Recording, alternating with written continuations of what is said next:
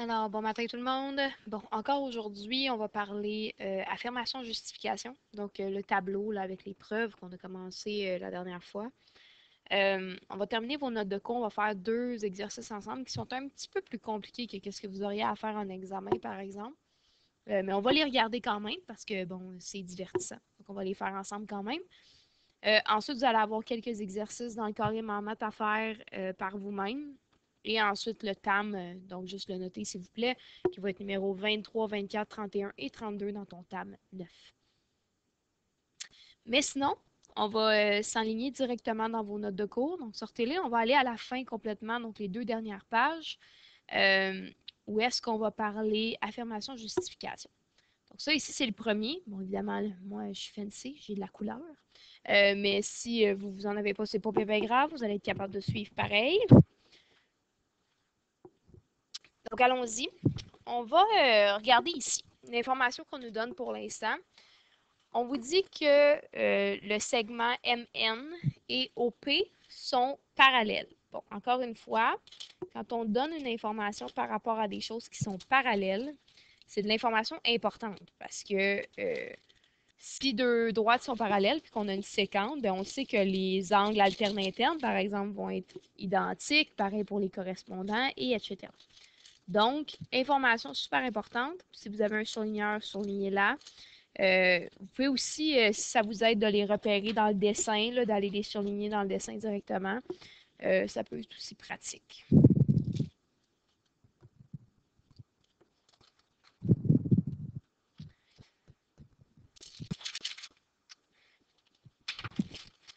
Bon, sinon, allons-y.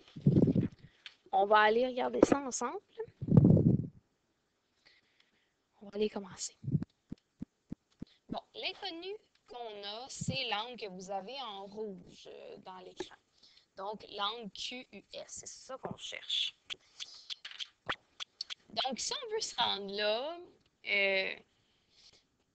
on a besoin d'aller trouver plus d'informations parce que le 50 degrés ne va pas vraiment nous aider. Le 50 degrés, ce qu'il nous dirait, c'est par exemple qu'il va être de 50 degrés ici aussi, ou vu que c'est des parallèles, lui aussi va être de 50 degrés, vu qu'ils sont correspondants. Ceux-là vont être alternes internes, donc ils vont être aussi isométriques. Mais c'est pas mal tout ce qu'on a comme information pour avec le 50 degrés, en tout cas pour l'instant. Si on regarde maintenant le 139 degrés, celui qu'on a qui est en bleu dans mon écran, lui, ça va nous dire que oui, opposé vers le sommet, lui aussi mesurerait 139 degrés. Mais aussi, comme avec le 50, on pourrait aussi dire que l'angle qui va se retrouver, qui va être correspondant, donc celui qui va se retrouver sur l'autre côté, l'angle qui va se retrouver juste ici, lui aussi, techniquement, mesurerait 139 degrés. Il faut faire attention, par exemple, parce qu'ici, c'est pas juste la partie qui est où est-ce qu'il y a le U là, qui va mesurer 139 degrés, mais bien toute l'angle qui va être faite de la droite jusqu'à ta séquence. Là. Donc, le 139 degrés va faire tout cet angle-là. Et ça va être équivalent aussi pour celui qui va être de l'autre côté. Là. Donc, tout ça ici va mesurer 139 degrés aussi. Lui, il serait techniquement alterne externe, hein, parce qu'on va avoir alterné des deux côtés de ma séquence par rapport à l'angle de départ, puis on est à l'extérieur de mes deux parallèles. Donc, il est alterne externe. Et l'angle vert qu'on a ici, lui, il va être opposé par le sommet par rapport à l'autre de l'autre côté. Si je sais que tout l'angle bleu qui est ici mesure 139 degrés, puis que la petite partie qui est en vert en mesure 50, je vais être capable d'aller trouver la partie en rouge mesure combien, parce que ça va être ce qui va manquer à 50 degrés pour me donner le 139 qu'on a, qui est tout l'angle bleu. Donc, on va être capable d'aller le trouver. Alors, donc une étape à la fois, on va commencer par aller identifier chacun des nouveaux angles qu'on a juste identifiés dans notre dessin. Donc, je vais commencer, tu pourrais commencer avec celui que tu veux. Je vais commencer avec le vert. Je vais commencer avec l'angle qui mesure 50 degrés. Donc, on va le nommer, cet angle-là. Cet angle-là, c'est la mesure de l'angle SUN. Donc, la mesure de l'angle SUN va être isométrique à l'angle MUV. De l'angle MUV. OK. Et là, on va les justifier en disant qu'ils sont opposés par le sommet.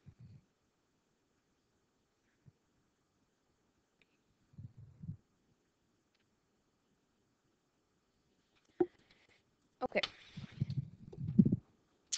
Ensuite, une fois que ça c'est fait, maintenant, il va falloir aller justifier notre alterne externe qu'on avait faite qui est en bleu ici. Donc, on va aller dire que notre angle QUN, donc la mesure de l'angle QUN va être isométrique à la mesure de l'angle et celui qu'on avait à la base, son nom va être RWV. RWV. Et on le sait parce qu'ils sont alternes externes.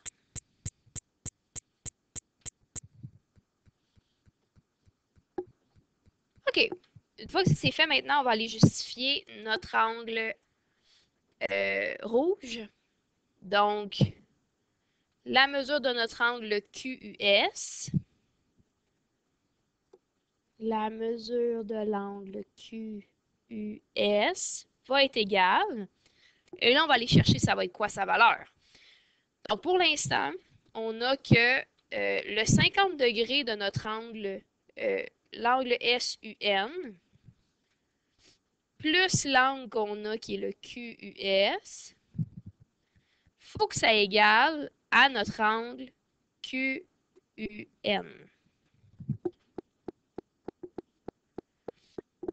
Parce que les deux angles ensemble vont former le gros angle qu'on avait à la base.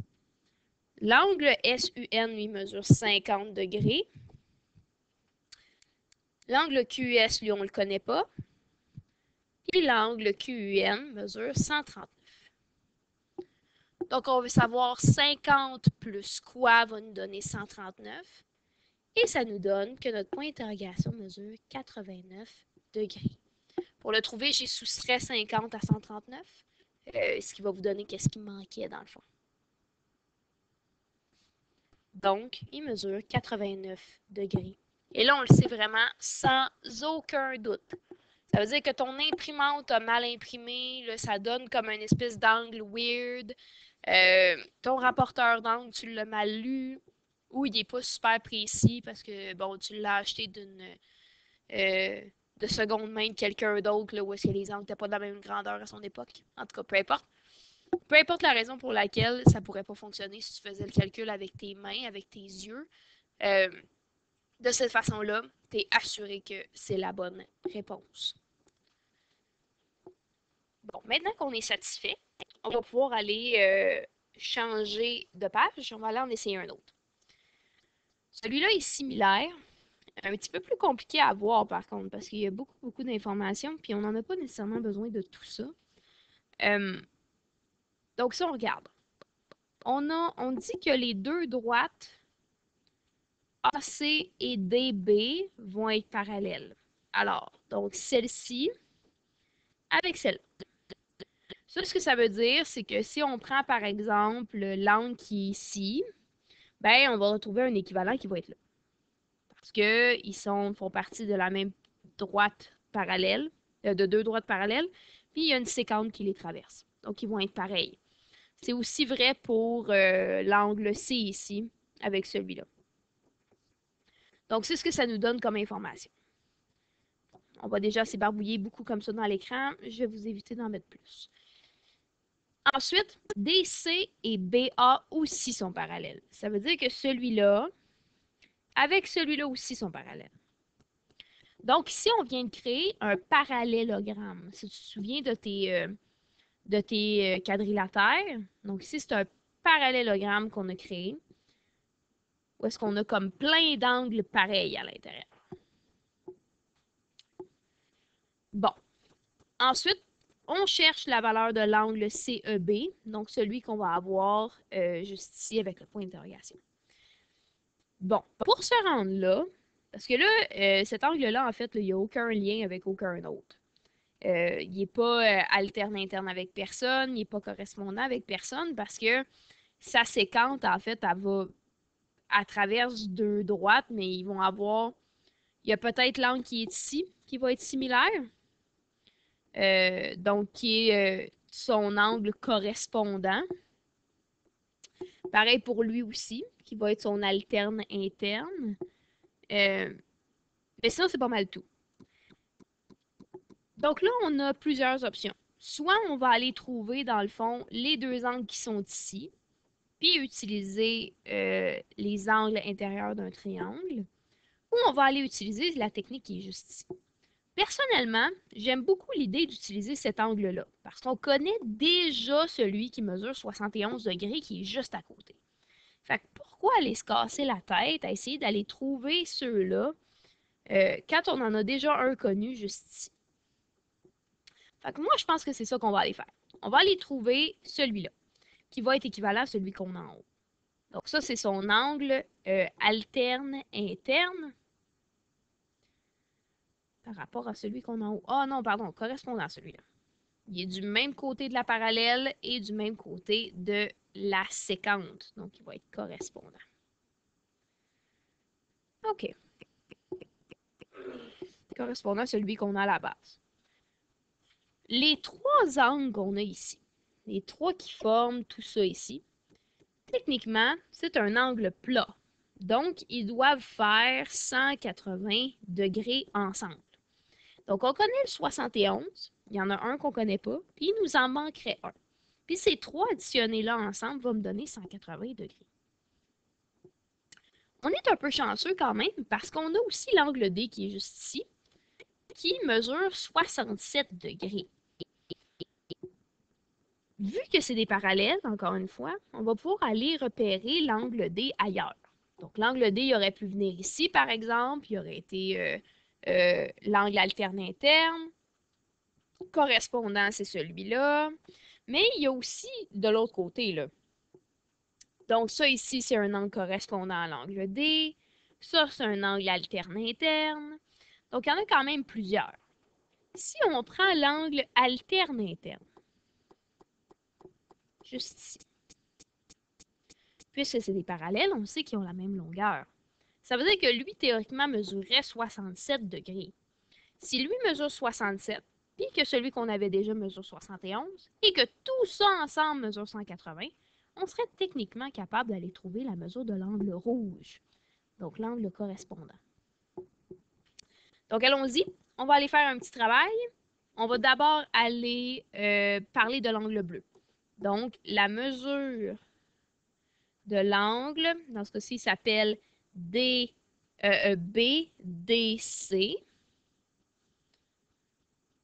BDC va être isométrique à l'angle, celui que nous, on veut maintenant, DB, et ça va être la petite lettre qui est en haut, E. Donc, DBE. Justification, ils sont alternes, internes. OK. Ensuite, on doit aller trouver la valeur de l'angle IB quelque chose d'autre. On va aller se créer un point de plus pour pouvoir le nommer, cet angle-là. Je pense qu'il n'y a pas de K, on va utiliser K. Donc, IBK, on va essayer de le trouver. Celui-là, celui qui est en rouge, je vais vous l'écrire comme ça. La mesure de l'angle IBK va être égale. Et là, on va aller faire la même chose qu'on a faite dans le numéro précédent. Donc, on a la mesure de l'angle BD, pardon. On va utiliser celui-là, DBE. plus la mesure de l'angle qu'on n'a pas, mesure de l'angle IBK,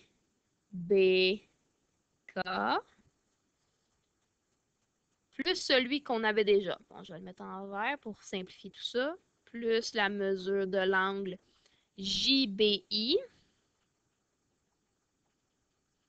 Il faut que tout ça ensemble, ça me donne 180 degrés. Bon, allons-y. Ce qu'on a en bleu, c'est 67 degrés. On l'a trouvé à l'étape d'avant. Ce qu'on a en noir, on ne sait pas c'est combien. On le cherche encore. C'est ce qu'on avait en rouge. Joint en rouge. C'est ce qu'on cherche encore. Plus celui qu'on connaissait déjà, qui était 71 degrés. Il faut que tout ça nous donne 180. Donc, si on enlève 67 degrés à notre total qu'on avait à la base, ça veut dire qu'il va nous rester le point d'interrogation plus le 71 degrés, qui va être égal à ce qui reste, donc 113 degrés. Et là, on va aller enlever le 71 pour savoir qu'est-ce qui va nous rester. Et ça va nous rester 42 degrés. Donc, la valeur qui nous manque ici, c'est 42.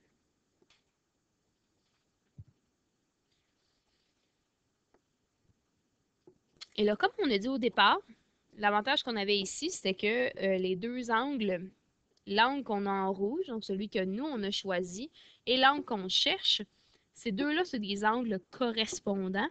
Donc, ils sont du même côté d'une séquente, donc la séquente qui est ici. Ils sont du même bord, donc ils sont à gauche dans ce cas-ci, et du même côté par rapport au sommet, donc à gauche, en bas. Donc, ils sont correspondants.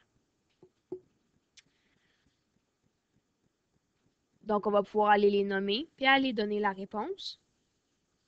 Donc, la mesure de l'angle, celui qu'on avait en haut, c'était quoi? CEB. CEB va être isométrique à la mesure de l'angle IBK, ce qui est égal à 42 degrés. Pourquoi? Parce qu'ils sont correspondants.